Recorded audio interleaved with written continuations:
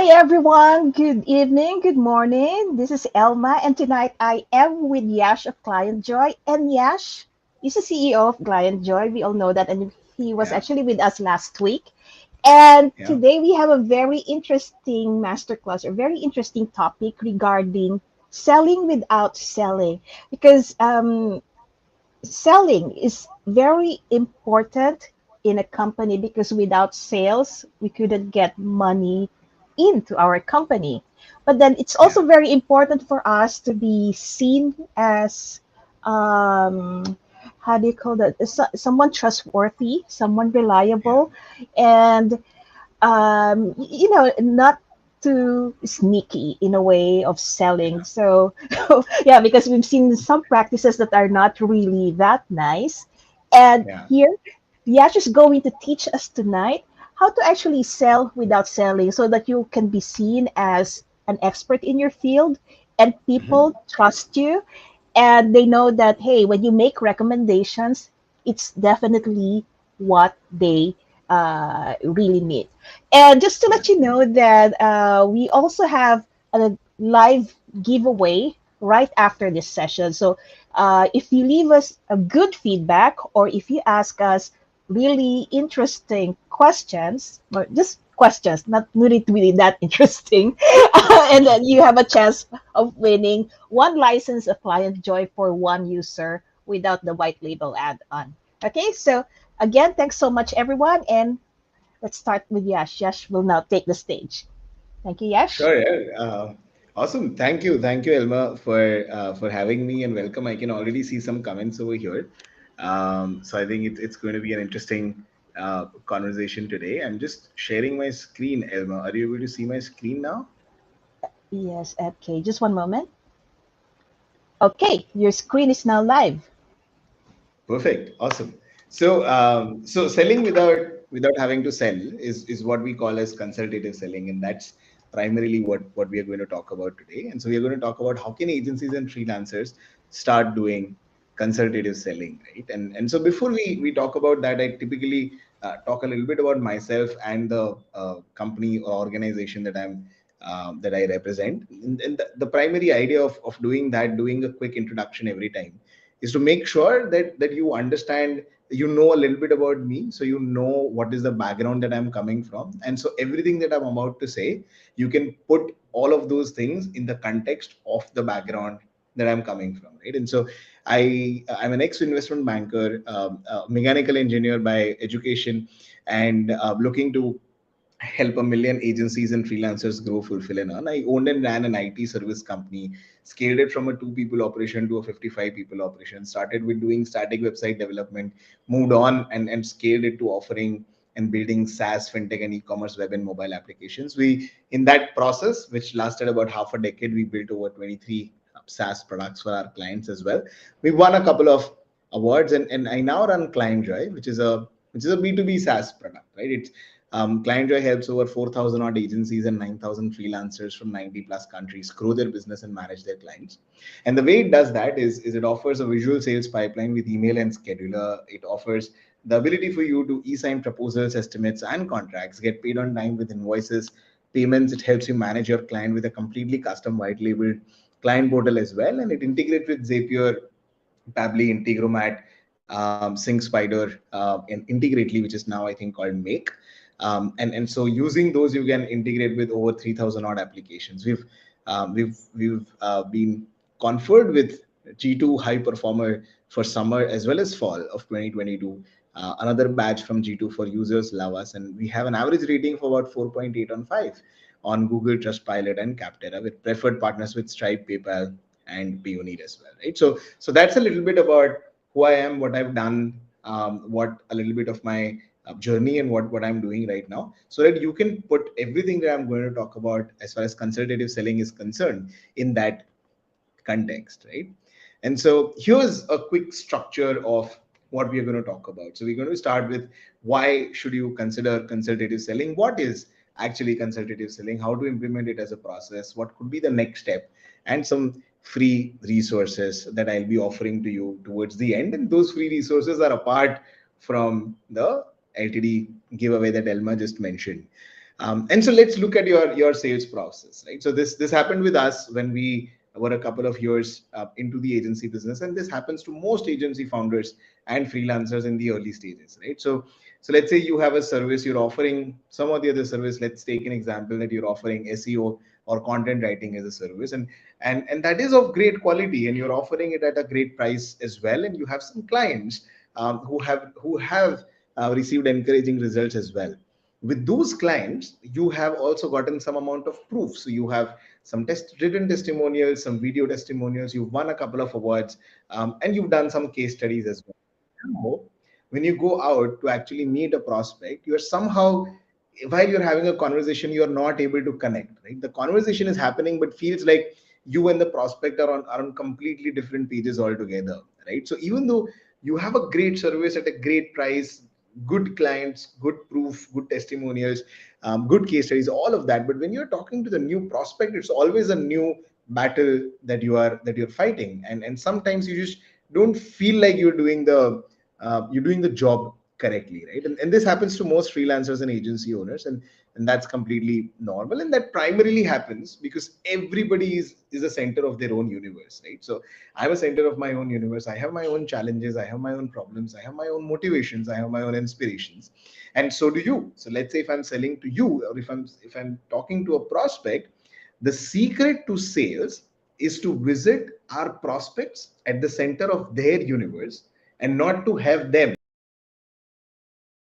at the center of our universe, right? And so everything that you do, from the copy that you write for your website, to the presentations that you design, to the case studies that you write, to the proposals that you send out, to the conversations that you have, all of those things have to be from the perspective of your prospect, and you have to go to the center of their universe, understand what their motivations are, understand what their fears are, their pain points are, what their inspiration is, right? And so if you are successfully able to visit other people, visit prospects at the center of their universe, then things will start to become a lot easier. And it's easier said than done, right? So it's a practice that you need to do. It's a practice that you need to have. It won't happen. It's not like flipping a switch that you'll be able to do it from tomorrow.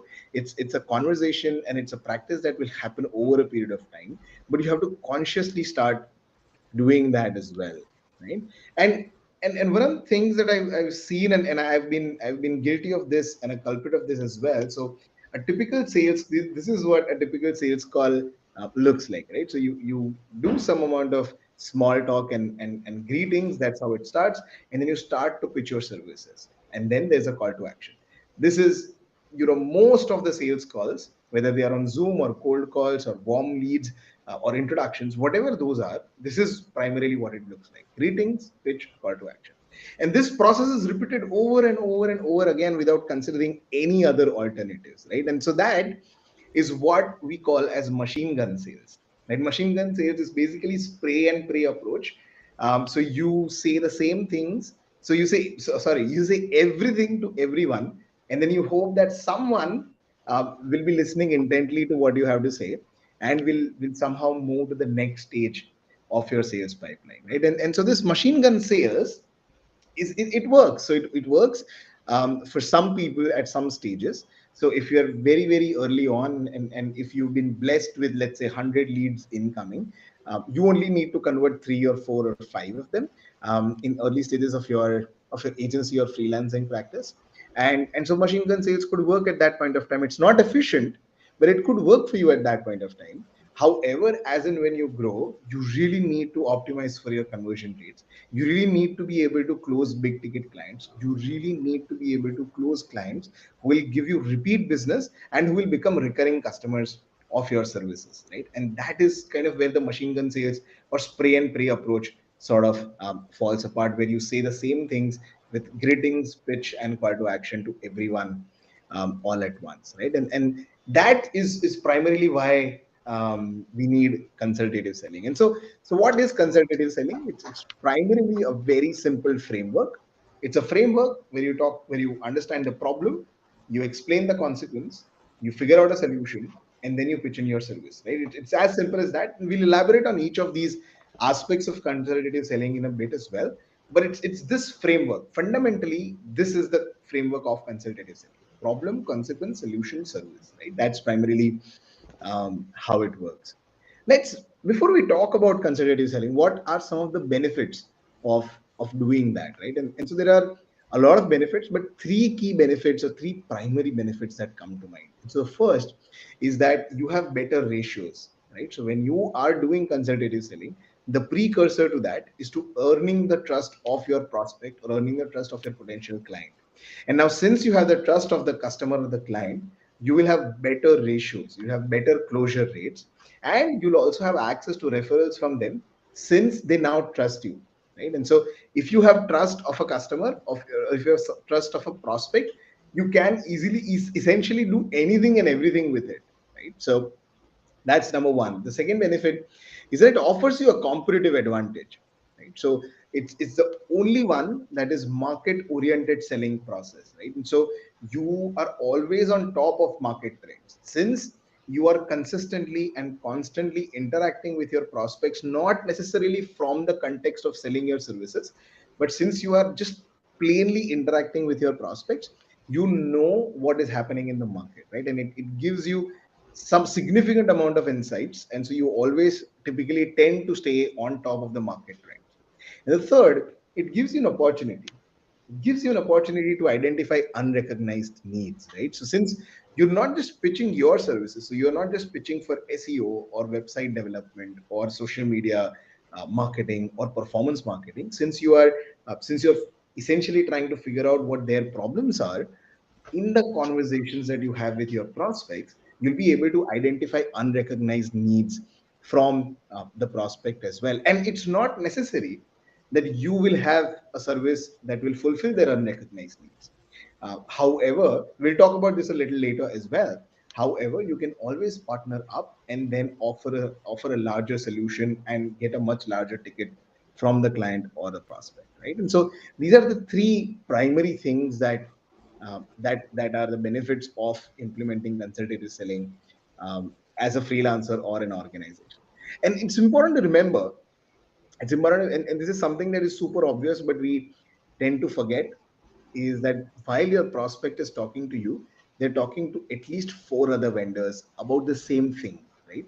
So they're talking to at least four other people about the same thing that they're talking to you about. And so you may know this, but we often forget and we think that we are the only one. And then we get surprised when the project goes to someone else, right? And this happens over and over again as well, right? Now it's important to figure out where is consultative selling useful, right? Where does it apply, when you should use it, how you should use it. So there are certain scenarios or certain cases where this is absolutely not useful at all, right? So as an example, if you're offering a small ticket service, so if you're offering something that's for $50, $150, like SEO audit reports or something like that, in those cases consultative selling is typically not a good tool because it requires a lot of time to be invested from your side, and it's just not worth it for $150 account, right? So you typically want to offer that as a service, but you want that to be a starting point which will lead to a much larger project, right? But if your business is set up in a way, or if your freelancing practice is set up in a way that the maximum value that you can get from a customer is $150, $200, $500, then consultative selling maybe is not the right way. However, annually, if from a client you are in a position to extract value in the range of $2,000, $3,000 or above, that is primarily where consultative selling can come into play. So it works on some amount of complicated or a little mediumish to largish implementations. It works very well on new frameworks and technologies. So let's say if you're an engineer in AI or AR or VR, or if you're into something that is not yet completely established in the market, if you're offering a service on top of that, then this is where consultative selling is amazing, right?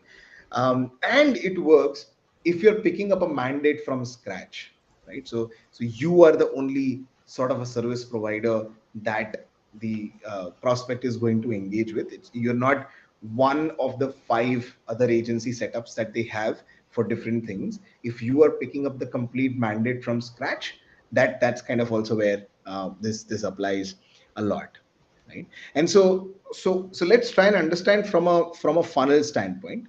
And so typically what happens is that you want to be present at events, you want to do some amount of cold outreach, you want to use CRMs, you want to use LinkedIn, you want to become a guest on a webinar or a podcast, and talk about and make people aware about the problem that you eventually help them solve, right?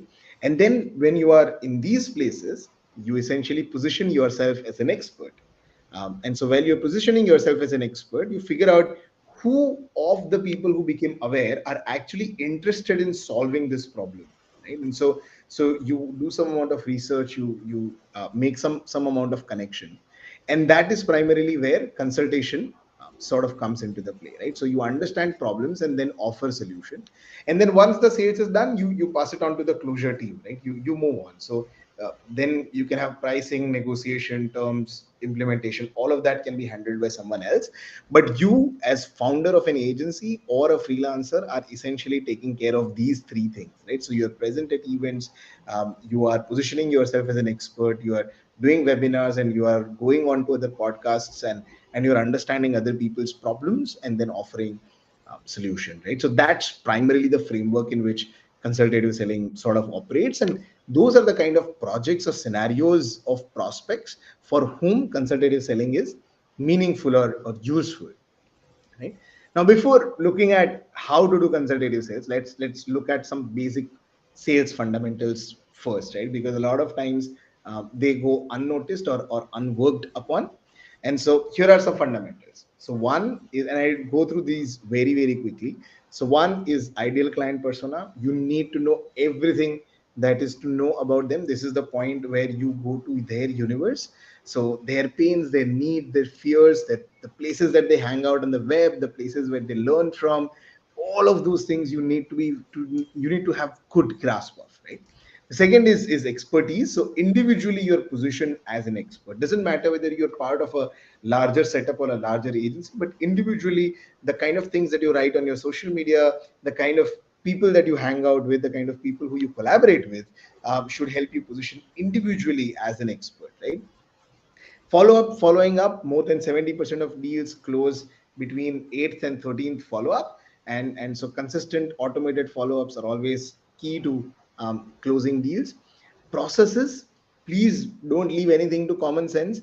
Write each and every step. So make sure that everything is documented and accounted for. So have processes on your side as far as sales is concerned, and then figure out what are some of the key metrics, right? So good, here's a good way of thinking about it. So the way that we think about it is that we've made sales a game for us, right? So we are keeping scores. We have some players internally, and then we are keeping scores internally, and it's primarily a game, right? And so you want to have week on week, month on month, how many were team closures, what were turnaround times, conversion rates, reasons, failure rates, what were those reasons, what are the value that you're investing in terms of people and tools, performance of the selling point. So let's say you could have 3 or 4 different selling points. How are each one of those performing when you're pitching those to different prospects? Are you, and no matter how good you are, you will end up overselling. And so what's the overselling percentage, what's the ignorant percentage, right? So no matter how well you know about the things that are happening in your market, you will come across some question that your prospect will have that you'll not know the answer to. And so what are those percentages that are happening, right? And so you need to kind of figure out that these are some of the key metrics that we want to measure week on week or month on month, depending on the frequency of your sales. But that's some fundamentals as far as your sales setup is concerned, and this applies to consultative sales as well. Another key thing before you invest, and so the reason why I focus on qualification a lot is because consultative selling it requires a lot of your time and energy, right? And so what you want to do is that while you're having conversations with your prospects, you want to figure out the standing of your prospect across the BANT framework, right? Which is budget, authority, need, and time. So do they have the budget for it? is this the correct person? Is this the correct authority that I'm speaking to? Do they actually need what I have to sell? And is this the correct time for this for them to purchase or not? And so you can figure out a couple of questions. They need not be, they need not be obvious questions, but while you're having conversations, you will get a sense of it, right? Whether they have the budget or not, whether this is the right person or not, whether they need this or not, and whether this is the right time for them to purchase this service or not. And the other key thing to remember is that you are, so when we talk about conversion optimization or when we talk about conversion rates, we often think that if we are getting 100 leads, we want to convert as many leads as possible. And that is how we improve our conversion rate. So we want to convert 15 leads, 20 leads, 25 leads, whatever the case may be. But that's not greater way to go about it, right? That's a very, very poor way to go about it. Because because if you want to convert higher percentage of the number of leads that you have, then that means that you will end up converting some wrong clients. You will end up converting some clients who are not the right fit for your agency, right? And so it's important to remember that the market is really big. You are limited by the amount of cumulative or concurrent services that you can offer, right? That's, you're limited by your lead generation, and you're limited by the number of people that you have who are fulfilling the projects that you're getting, right? And so saying no or not fit is the biggest time saver in sales, right? And so you should figure out what those criterias are as well, right? And so those are some basics of sales and qualification before you invest a lot of time in consulting a prospect who is never going to be your customer.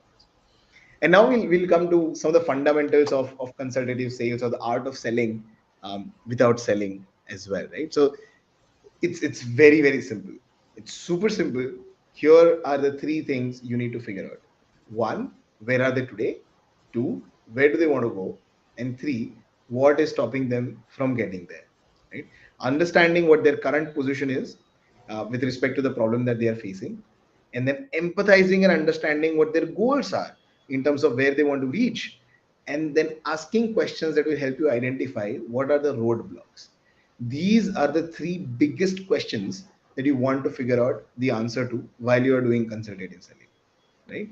And a lot of times it's important to remember that connecting with your prospect is far more important than convincing them to purchase your service, right?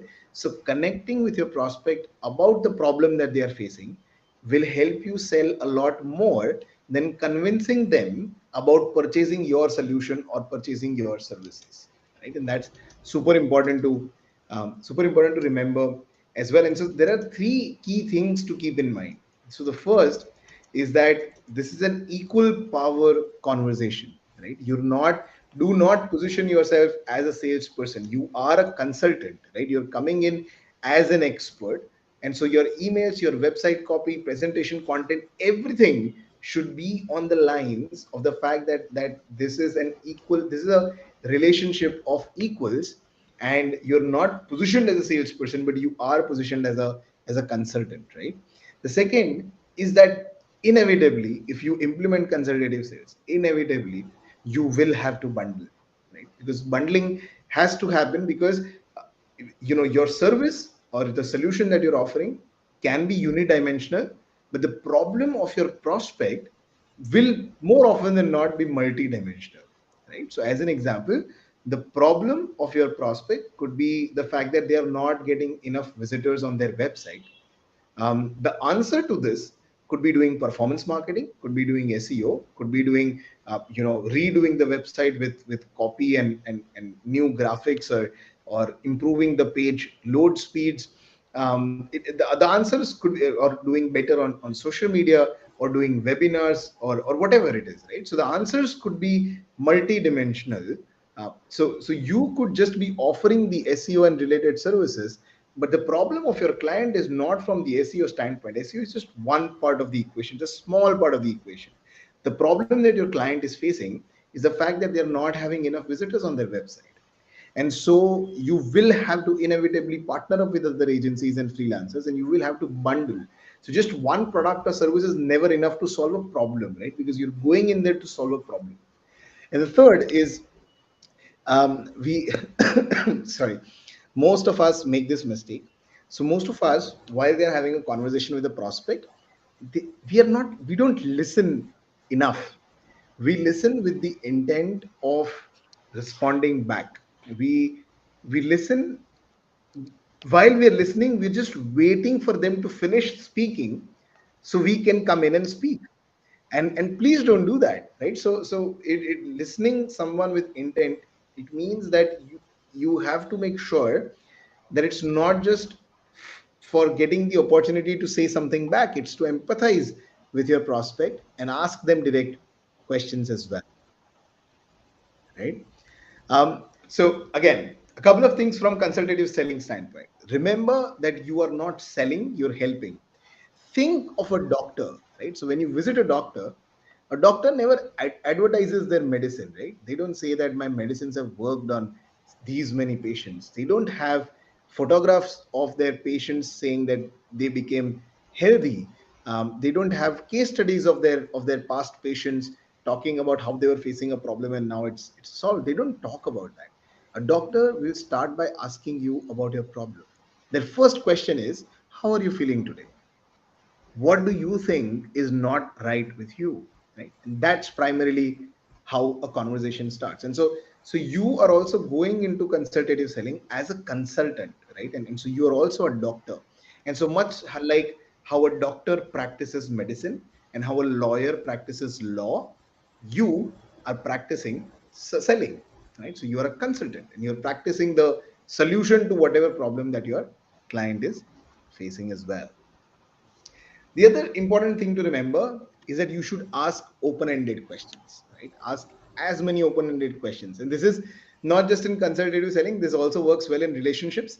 But you ask open, you never ever ask leading questions, right? Instead of asking, don't you like it when it is sunny outside? Ask them, how do you feel when it is sunny outside? And then let them say whatever it is that they feel. And then from the answer that you get, ask them another question that is again open ended. And then from that answer, ask them another question that is again open ended. Do not ask a leading question that will push them to say things that you want to hear, right? So as an example, ask a question on the lines of, what are your thoughts about the new competitor that just entered the market, right? And then let them talk about it. Let them, and this will inform you more, not just about the prospect, but also about the market that they exist in, right? Here are some of the characteristics of the questions that you ask when you are doing consultative selling, right? So depending on your service, the questions will change, but here are some key characteristics. So the first is they cannot be too salesy. So you cannot ask a question that looks something like, do you think that SEO services from a reputed agency with a lot of client backing who has worked extensively in your industry is a solution to your problem? You cannot ask such questions, right? So your questions cannot be salesy. They have to thread the needle, right? Sales questions are repulsive, and so you have to thread the needle and you have to figure out. And so if you're an SEO agency, ask them, what are your thoughts on SEO, right? And then let them talk about their concerns. Let them talk about their genuine thoughts on SEO. Ask them questions that will push them to think, right? Make sure that they have to think about your questions before answering to you. And while you are having conversations, you want to set up consequences, right? So you want to talk about what happens if the problem does not get solved quick enough, right? So you want to paint a picture. And you could do this in a couple of different ways. I've covered it here as well. So you can share anecdotes, you can talk about previous projects, you can talk about what happened with other people when you're working with them. You can bring all of those things into play as well. You also want to make sure that you inject proof while you're having this conversation. It should not look like you're talking about a case study. You're sharing a testimonial, you are sharing an anecdote, you're sharing an event that happened previously, and that event in and of itself should set up consequences, should inject proof in terms of testimonials, case studies, or whatever the case may be. And as I shared with you, they've got to be open-ended in terms of questions as well, right? And so one of the things that I personally realized is that people don't like being sold to, but they like being helped. and they're more often than not, they're willing to pay for the help than willing to even engage in a conversation about sales or engage in a conversation about being sold to, right? And so you want to build a relationship with your prospect where you are connecting with them and not convincing them, and where you are helping them and you're not selling to them. Because even us, like, so I, as one of the salespersons at Clientjoy, also don't like to be sold to. And oftentimes, when I receive a call from a telemarketer or from a random company over the phone where they are following a script, I would stop them, and then I'd say, hey, maybe next time you ask me about what my problem is before going through your script, and then adjust your script according to what my problem is, and probably that will get you better results as well, right? So here are a couple of other principles. So, one is avoid seller centric behaviors. What are seller centric behaviors? Stop talking about your product or service. Don't share your case studies. Don't validate their need. Don't follow up on decisions. Right? You don't want to do all of that. All salespeople believe that they are customer focused, but they are not. Right? I used to believe that I was customer focused when I used to sell. I still do, but I'm doing a different version of selling. Right? Do implement trust building behaviors, right? Just listen to their problems, share industry reports, validate your understanding of the need, right? So validate whether you have understood what their requirements of their problems are correctly, and then follow up on progress. So follow up saying, how are things going, right? Instead of saying that, have you made a decision about getting an SEO service provider yet? Instead of asking that, ask them about what is happening with the traffic on your website now, right? How are things with you? And so market is looking for need focused selling over product focused selling, right? So you always want to do need focused selling, right? And that's primarily it. So as I shared with you a little while ago, and I promised to you that I'll be offering you some free resources as well. So here are some curated, centralized, and free resources. So just head over to client0.io/universe, and you'll be able to get access to about 17 odd resources, including 150 plus cold email templates, 300 plus Excel sheet templates, 700 plus PPT templates, 420 plus social media post ideas, 100 plus invoice templates, and so on and so forth. And I just want to take about a couple of minutes and talk about how Clientjoy can help you reduce your turnaround times by 18% and improve your conversion rates by about 10%. And these are numbers from some of the users that we have, right? So using Clientjoy, you can manage your sales pipeline. You make sure that your opportunities never fall through the cracks. Using Clientjoy, you'll also be able to create and send email sequences where you are able to automate your follow-ups with your prospects.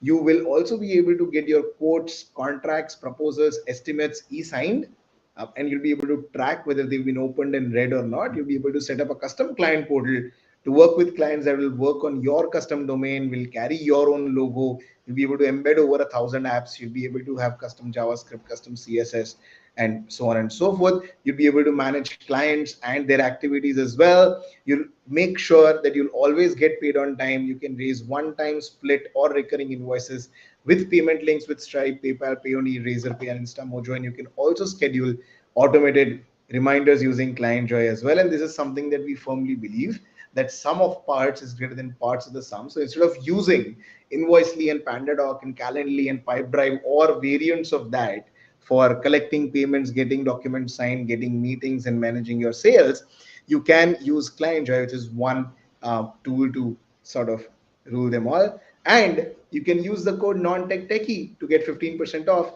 It applies on all plans and for all future purchases as well. If you liked this conversation and if you'd like to join more people like me, consider joining our community on facebook.com/groups/clientjoy. And if you want to join us on our podcast, just head over to anchor.fm/clientjoy, the agency show, and you'll be able to see a lot of or hear a lot of episodes from previous founders and agency owners and freelancers, and how are they essentially growing and fulfilling their projects and earning more money. That's a little bit around consultative selling. I hope this was helpful. Elma, what do you think? It is definitely helpful. So I've been doing this already for some time, consultative selling. And Mm-hmm. one thing I would add, actually, it's not really an addition, but maybe just saying it a bit differently, is that you talked about the the fundamentals of consultative selling, where Mhm. we go to our client's universe.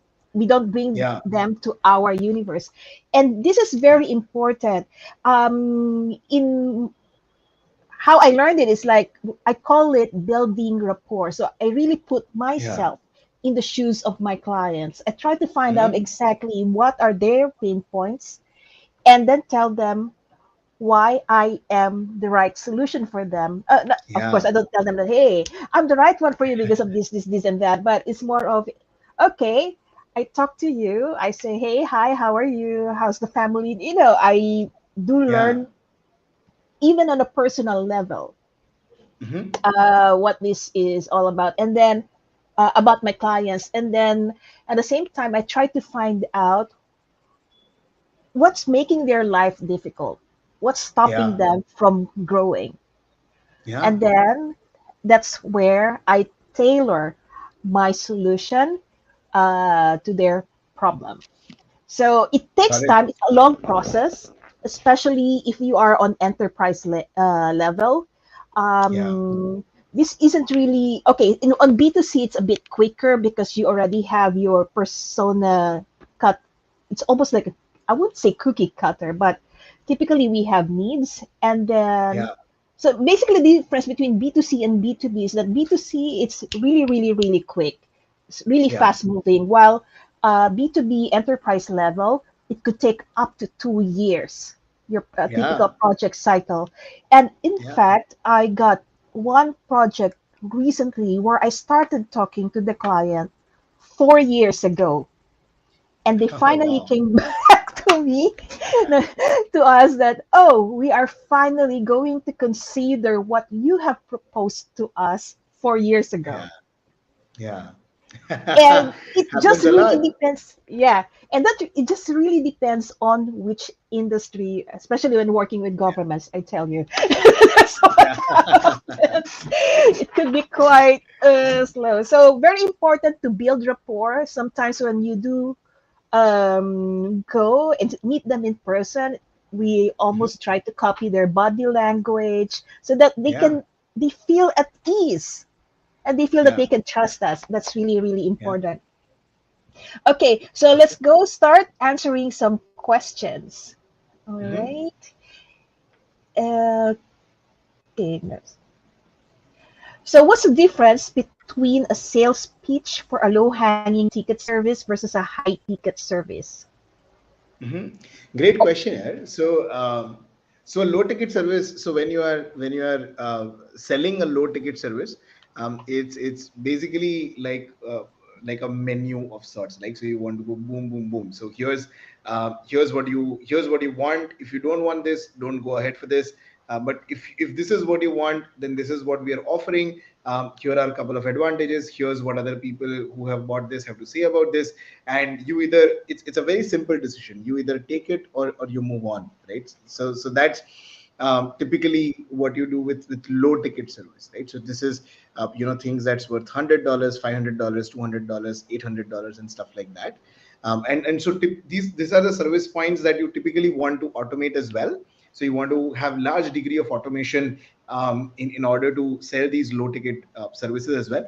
A lot of times low ticket services are an entry point into your own ecosystem, so that they will in future look consider buying a high ticket service from you. So as an example, we would often, when we used to be an IT agency, we would often sell, for $250, we would sell a server audit, right? So we would audit their AWS setup or their Azure setup or their Google Cloud setup for $250 flat, and then we'd give them some amount of recommendations. And if they and in that process, it was essentially us getting on calls with them, getting access to their server, identifying what their other challenges are, and then figuring out as to whether they need our other services or not, and then having conversations around that so that we could win a project that was $25,000, $30,000, $50,000, right? And so when you're doing high ticket, when you're offering a high ticket service, let's say you don't have any low ticket offering, I recommend you should, but let's say if you don't have any low ticket offering, you should directly start with high ticket. Then your job is primarily to network with people, right? So just meet with people and have conversations around what their problems are in the context of your solution, and then see whether this is the right time, whether this is the right setup that they have, whether they have the right budget, whether they are the correct people, and then maybe slowly kind of talk about the solution that you have as well. So low ticket is more of a transaction. This is what you need, this is what we offer, this is what other people have gotten out of it. And high ticket is much more of a conversation. Okay, thank you, Yash. Okay, so the next question is, how does selling different from United States to India? So I've often heard Mhm. that what works in India need not necessarily work in other countries, and vice versa. There are some Yeah, cultural differences. there are huge cultural differences, right? So There are oh, some. for sure.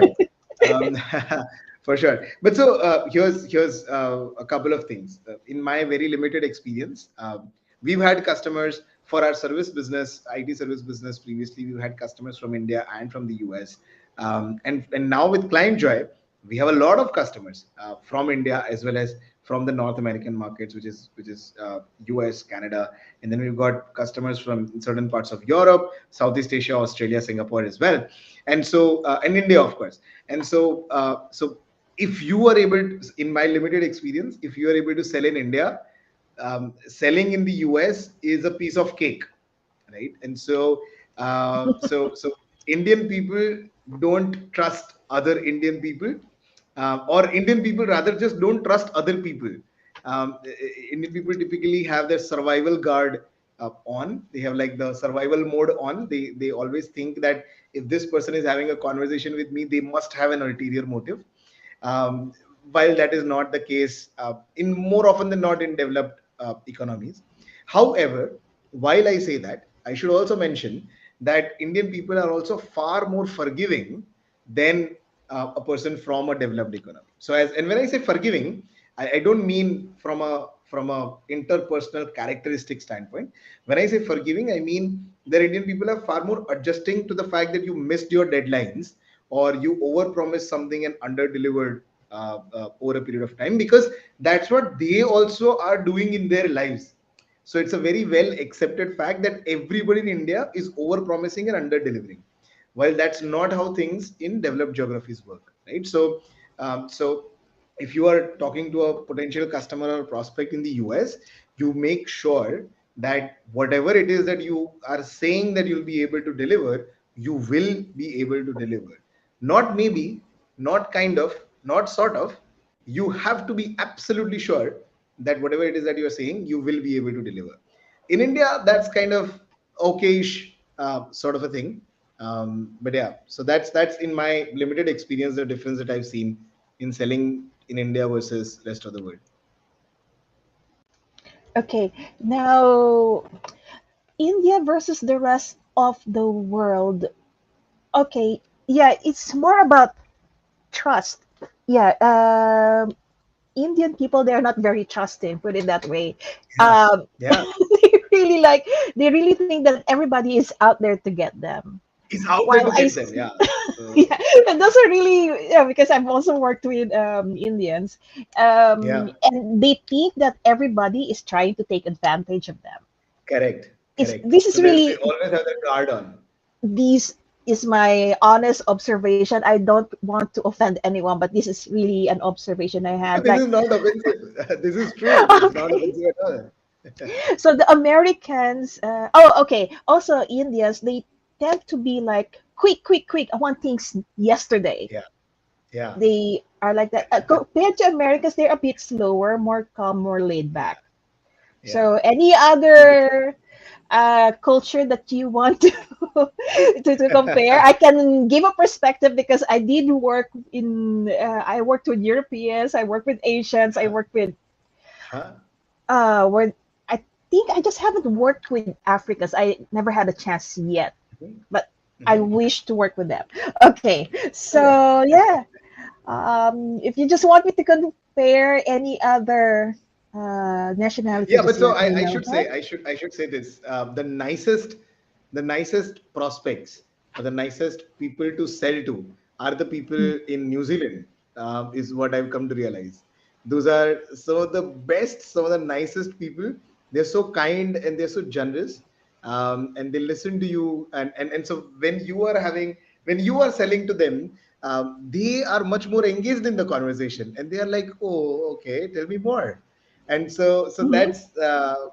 that's been one of the revelations for me. Yeah, New Zealand, Right. sell in New Zealand. It's really nice. Right. The Good Kiwis people. are very good Yeah, people. They are yeah, sincere, yeah, and they are very straight to the point. They are no yeah, fluff. Okay. for sure. Yeah. So they are nice.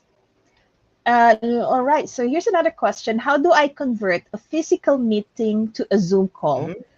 Because I Hmm. do not intend to travel an hour for a meeting that could have simply been a Zoom call. Fair question. And so here's a couple of things that I would do, right? So the first is that the first thing that I'd love for you to try is ask for the client to come over, right? And so instead of having to go to the client space, if there is a possibility, ask for them to come over and insist on that. They will not come, that's for sure, because they'll calculate their amount of time as well.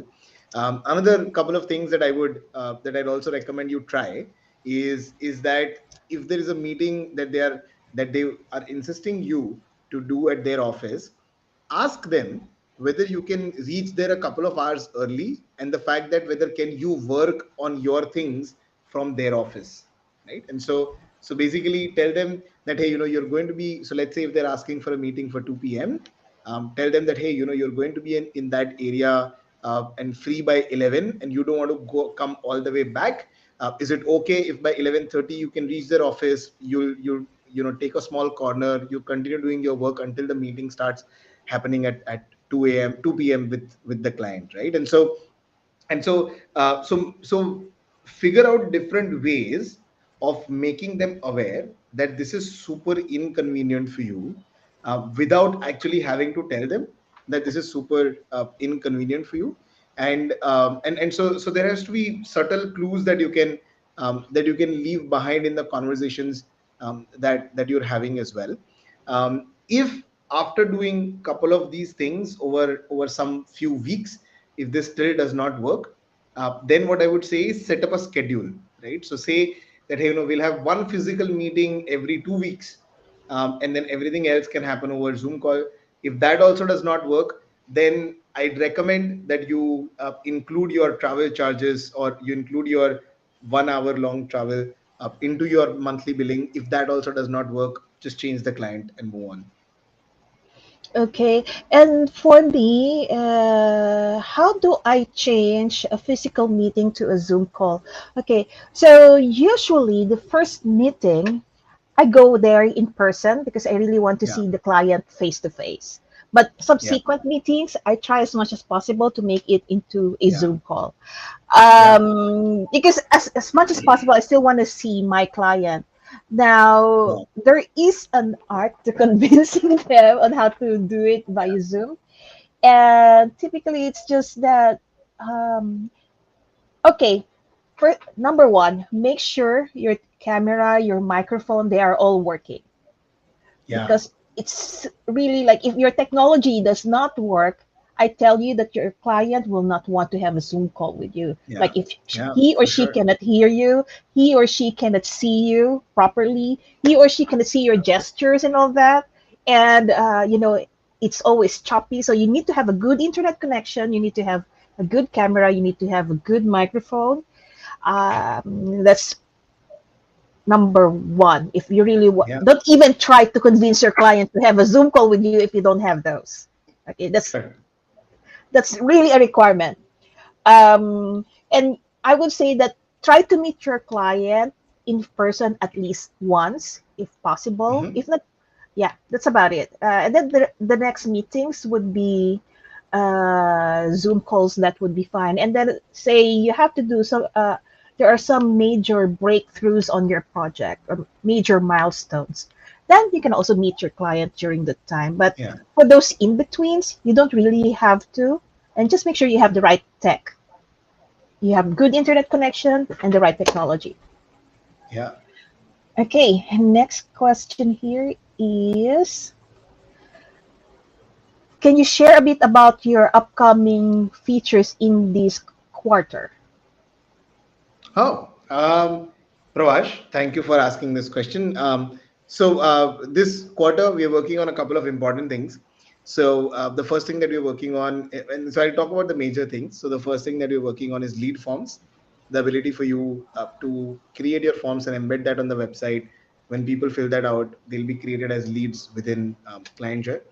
The second thing that we are going to be working on is some amount of simple automations, right? The ability for you to convert a proposal into an invoice or a quote into an invoice as soon as it is signed, and the ability for you to send out client portal invites and stuff like that, right? So these are certain other actions that happen within Clientjoy. So that's the second thing that we'll be bringing out, which is simple automations within Clientjoy. And the third super important thing that we'll be working on is that we'll be figuring out ways of implementing calling and SMS integrations within Clientjoy. So we'll be working with Twilio, which is like the infrastructure for the internet as far as voice over IP is concerned, and we'll be bringing those capabilities into ClientJoy as well for you to have the ability to call people and text people within ClientJoy. And then in all of this, in addition to small and minor improvements on let's say email sequences, on documents, and on invoices, and on payment gateways, and all the existing things that we have, we'll be making small and little improvements. I'm not sure if you had the opportunity to check out, but we recently released lead drawers, which essentially improved the perceived speed of ClientJoy by more than, I think, 65%, right? Because What now. is that one? Sure. So lead drawers are basically the ability for you to use keyboard and shortcuts to move from one lead to the other. And so, as an example, let's say you applied a couple of filters, and so you say, out of the 1,000 leads that I have on ClientJoy, I want to talk to leads that are tagged as hot leads and have that have that I have last sent them any correspondence more than 3 weeks ago, right? So hot leads where I've not spoken to them for 3 weeks, and so out of the 1,000 leads, the list becomes, let's say, 150. And then so you want to go through those 150 leads, and you want to send out an email, you want to reach out to them, you want to give them a call, you want to send across a LinkedIn request, whatever the case may be. The ability for you to shift from lead 1 to lead 2 to lead 3 to lead 4 is far more quicker than what it used to be, because previously it used to be a redirection. You'll click on a lead, you'll go into the lead, you perform some activity, you'll come back, and then you'll click on the second lead, and the process will repeat. Now with lead drawers, you can click on one, it'll open up a drawer, and then you can use your arrow keys, much like how you can use it in Need for Speed or something like that, like a game. And then you can move from one lead to the other just by pressing the key and then doing whatever it is that you're doing. So these are some small little minor improvements that we'll be making in the platform. But major features are these three. And just a reminder that if you purchase Clientjoy, you also get all future updates and upgrades. So Yeah. whether, right, what version are we now? So version one, so you can have version two, whatever version it is, you will have it. Okay. Yeah, I No, don't know what version it is. We make a release every 3 weeks. right. So I'm not aware of what version it is. Exactly. So I don't know what version as well. All I know is that I have a peace of mind that my client joy account is there, and Yeah, it's and I'm using the latest version, and that yeah, all the future updates and upgrades are included. are included. Yeah. Yeah. Okay. Now, this is a question from HM Shuja.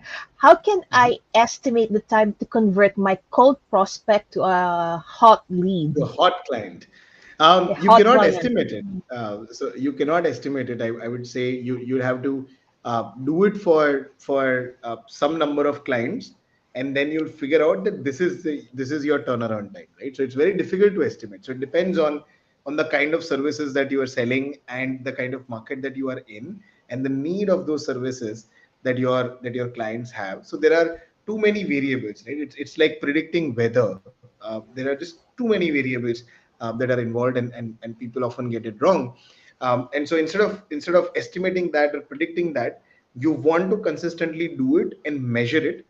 And then once you've measured it, you also want to measure what were the reasons why this deal got accelerated or why this deal kind of got stalled, right? And if some of those reasons lie on your side, you want to optimize them. And that's primarily what you want to do.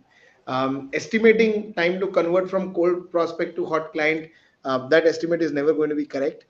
Even if it ends up being correct, it is of no value, right? Because there's nothing that will help you in deciding, unless you actually end up doing it.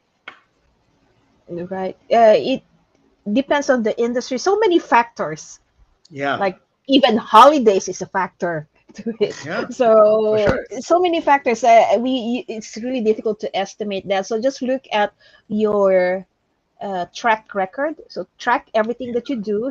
And make sure that you measure everything that you do. And that's the only way that you can make an estimate for future for the future sales cycle or sales Yeah. cycles in the future. Okay. Okay. So this is Andrian, and he already had a couple of questions. One is the white label. So white label is not included, and it is an Mhm, add-on. And that mhm. white label is very important if because Clientjoy has client portal. So Uh, what do you mean yeah. white label is not included? Okay. The white label is an add-on.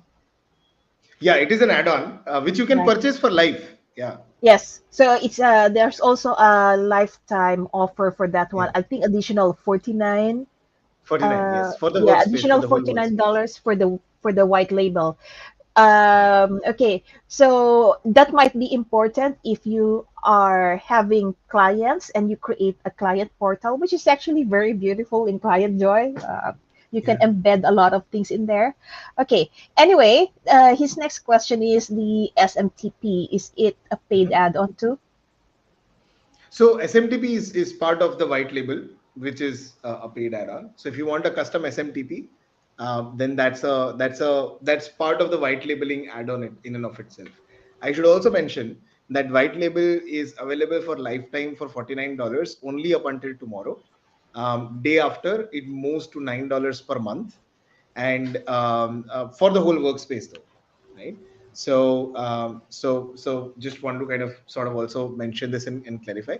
But so SMTP, favicon, logos, URL, custom JS, custom Java, custom CSS, all of these are part of the white label thing, right? And so Mhm. if you get one white label, that includes all of these things. Okay. And after tomorrow, it will be 100 for life No, it or would be it would be $9 per month. oh $9 per month. So no Yeah, more yeah, we're LTD moving that to for white MRR. label No more after LTD for white tomorrow. label. Yeah, after Got tomorrow. it. Yeah, we're moving that to MRR. We are getting good response, and we've got to make Clientjoy sustainable, and so we're moving that bit to MRR. Okay, And that's slowly you'll that's see great. over the next few months, you'll see larger and larger parts of Clientjoy being moved to MRR as well But I have a until question everything is. though. Right. If the SMTP is not include, so you mean that if they don't have the white label add-on, SMTP is not included. Is that right? Custom SMTP is not included. SMTP is included. So SMTP, the emails will go from delivery @clientjoy.io. Okay. All right. So So just let want to me clarify clarify. that. There are multiple. Let me clarify that. Let me just take a couple of minutes and add on to that, because there are multiple email integrations, right? So there are primarily there are two email integrations that happen in ClientJoy. So the first email integration is where you connect your own mailbox with ClientJoy. That is of course included in the user per user lifetime plan that you buy. And so that could be your Google account or your Outlook account, and that's something that you can use to your calendar gets synced. You can create your booking engine. You can receive all the emails. You can send all the emails. It is in two-way sync with your mailbox. You can create and enroll leads into your email sequences. And so all of those things are included. Of course, there's nothing to do with white labeling at all, right? For those. The second kind of the email integration is the SMTP. So a lot of ClientJoy sends out a lot of system generated emails to your clients. So as an example, when a proposal is sent or when an invoice is sent or a reminder goes out or when client portal invites go out, there are about 29 cases where ClientJoy as a system is sending out emails to your clients. And so those by default go from delivery@clientjoy.io, and custom SMTP will allow you to send it from, let's say, accounts@youragency.com, right? And only that custom SMTP bit, along with favicon logo, brand color, URL, customization, custom JS, custom CSS, are part of the branding plus option. The email integration and everything is already included in the user bit.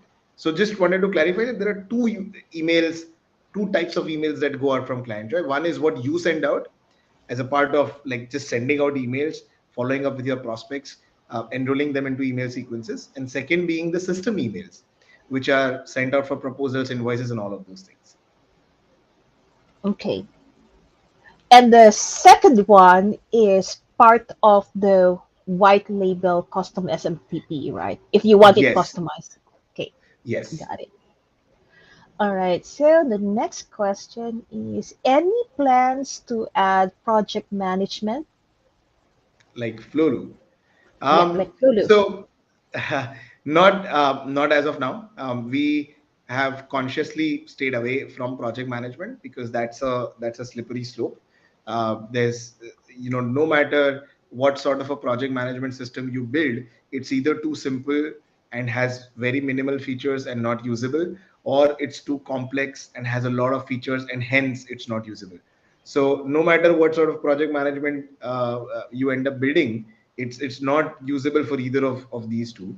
And then at the same time, you just kind of end up. The other thought process is also this, that there are a lot of tools and platforms who've done an amazing job at building project management, right? And they're available for free. You can use Trello for free, Notion for free. You can use Monday.com, ClickUp. You can use all of these platforms and their project, or Airtable, Start Infinity.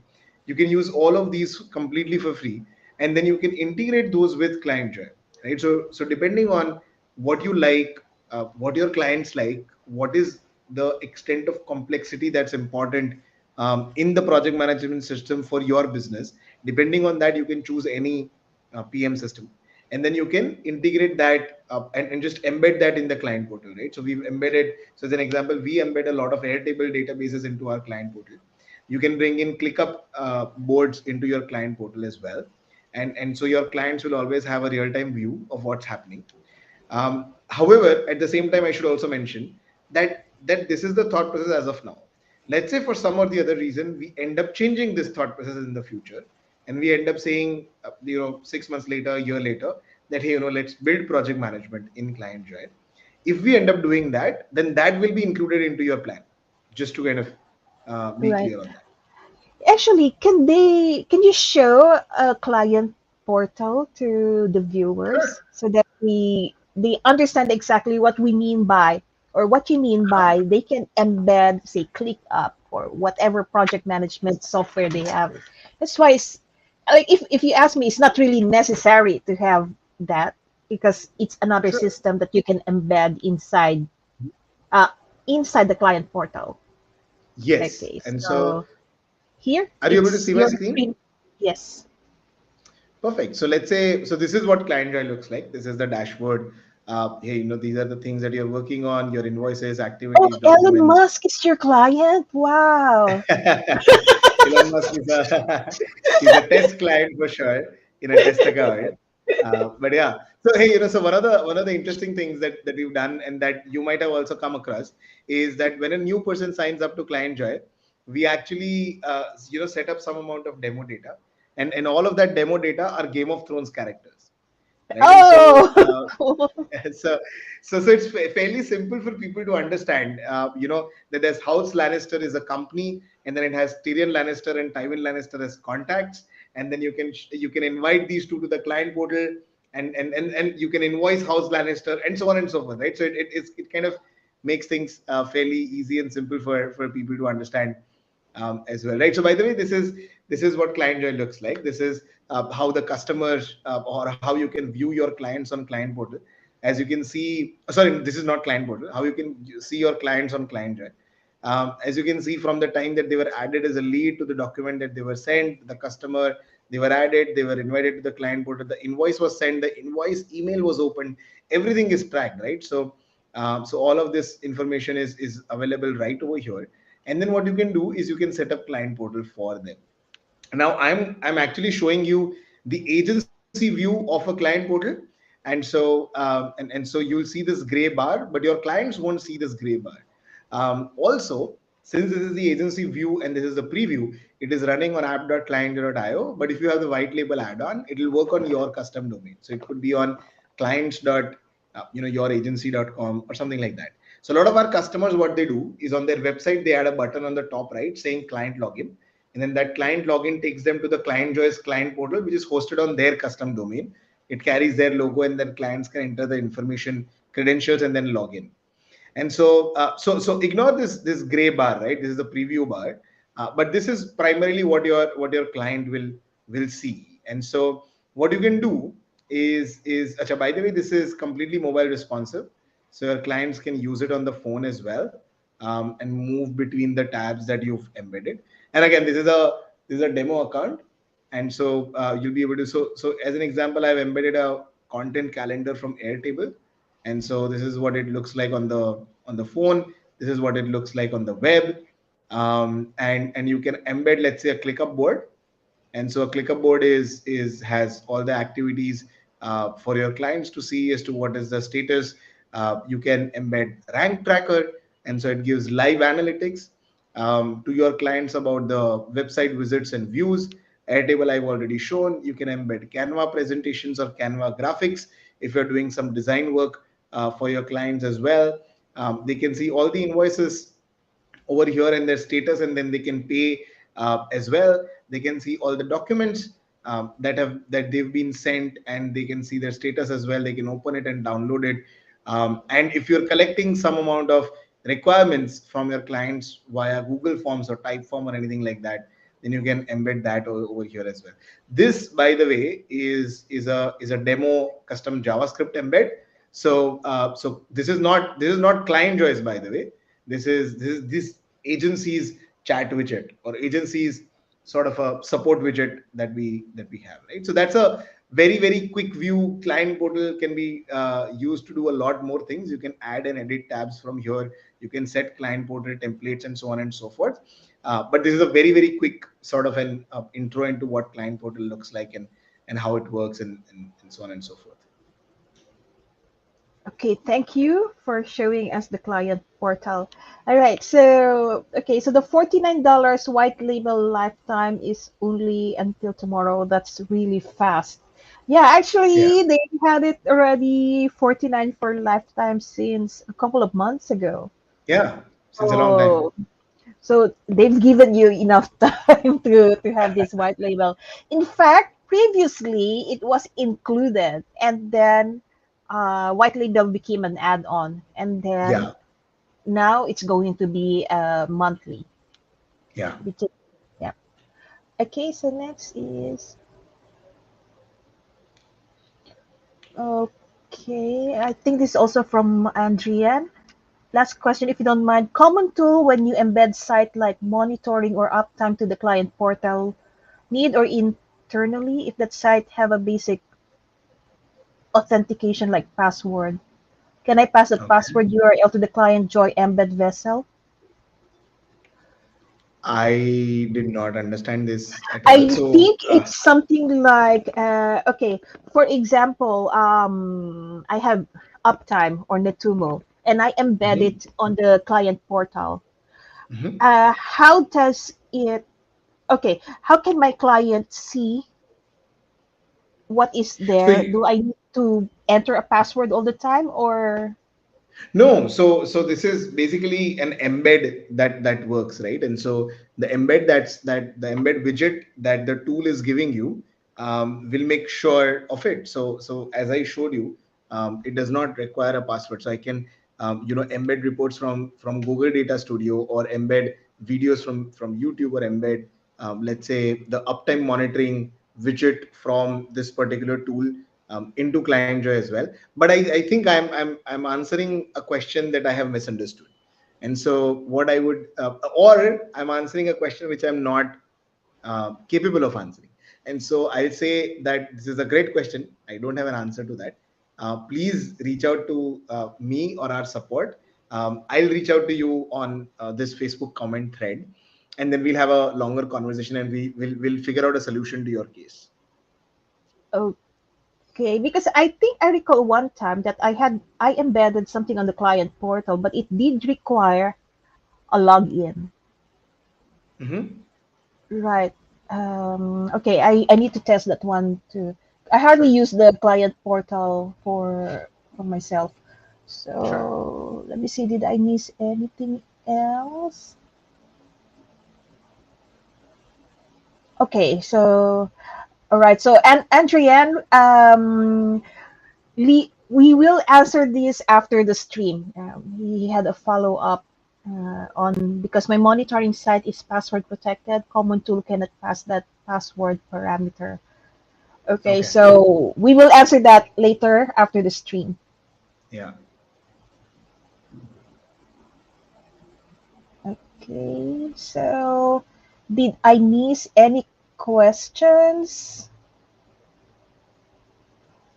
Let me just check.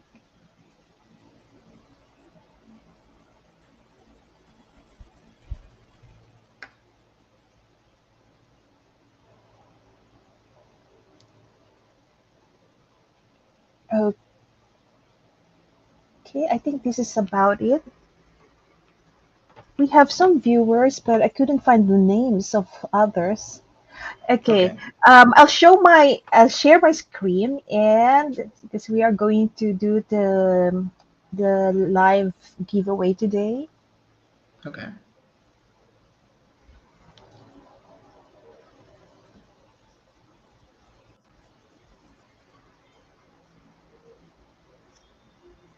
Um, there you go. Okay, so these are the names that I had here: Pranoti, Pravash, HM Shuja, Andrea, and Vijay. Did I miss anyone before I do the giveaway? Please identify yourself. Because some of them are no, I heck of that. I couldn't see the names.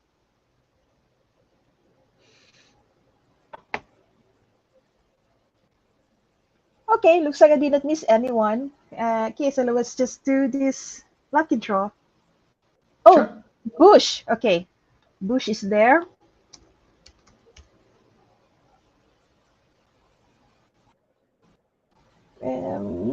Anyone else? Okay, I'll wait for one more minute. If no one else says I forgot, I missed their names, then I will continue the live draw. Let's see. Wow, I love my mouse. It's so quiet. I don't hear it. Okay. All right. But really, it's so quiet. I don't hear it. Okay. So let's see. Let's start to shuffle. So good luck, everyone. And again, Yash, thanks for this giveaway.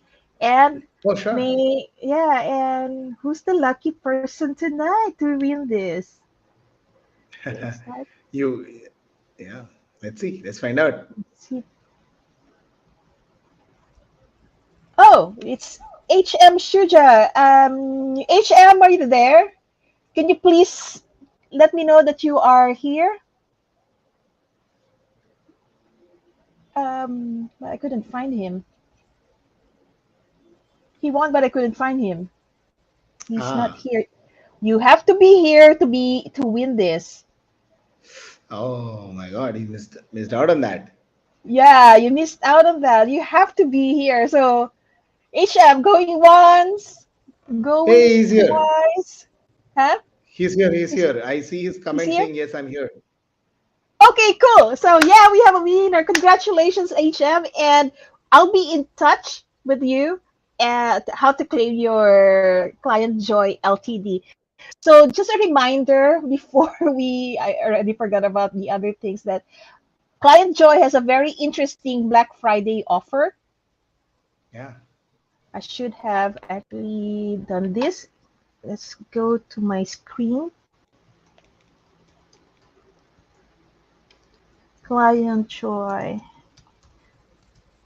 Black. Oh, wrong. I even typed my links incorrectly. That happens.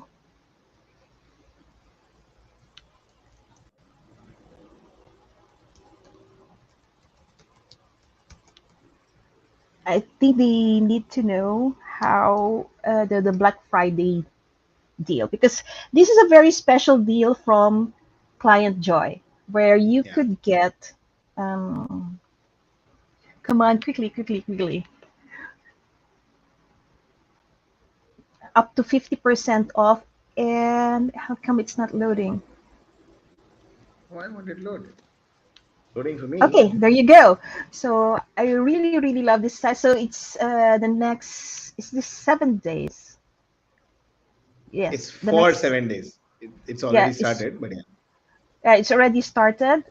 And just to let you know that Clientjoy has, you can manage your entire agency using Clientjoy CRM. You have sales pipeline, e-signing of documents, so you don't need a separate DocuSign. You can accept payments by integrating Stripe, PayPal, Payoneer. And there's another one that I forgot, but just ask later, okay? So you Sure, have it's okay. mailboxes and all those things. Now, just to let you know that this is the lifetime deal. Oh, okay, the Black Friday deal that they have right now. That if there's one user, you pay $129. For three users, 379.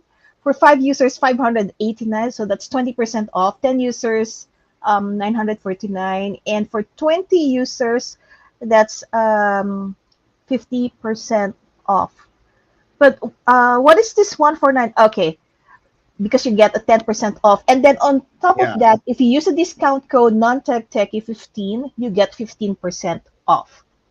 So, Yeah. On top of the 10% that we are offering, or whatever right, it is that we are offering, this is additional on top of that.